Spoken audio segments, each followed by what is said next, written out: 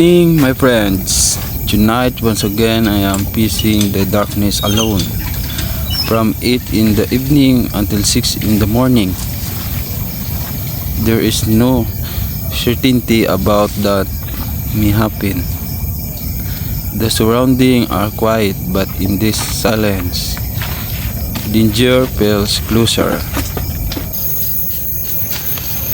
This area is not ordinary tall grass, thick vegetation, and known to be home to many snakes. Every step must be careful. You never know if it's a snake or something more dangerous. Mosquitoes are everywhere. They do not just bring ants, they can also bring sickness. At this hour of the night, your senses feel sharper. You are more alert, more cautious.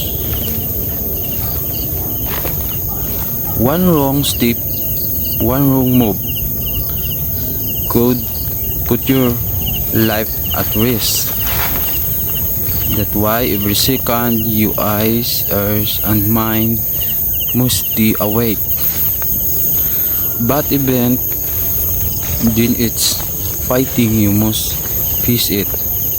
Not all courage is loud. Sometimes it is silence but steady. In duties like this, you learn how to be strong. Because when fear controls you, danger becomes closer. In the middle of the night, you can only rely on yourself. Your mind must stay clear even when you're sleepy, even when you're exhausted. Survival is not just strength. It is discipline and awareness. This is the real battle of the night.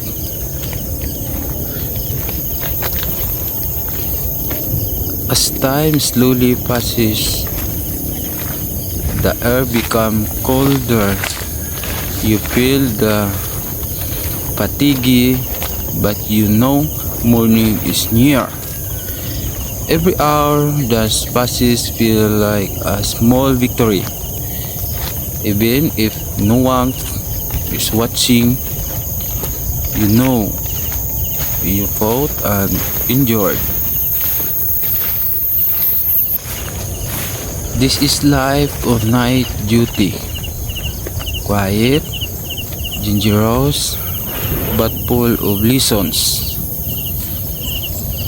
Not every battle has an audience. Sometimes it's just you and the darkness.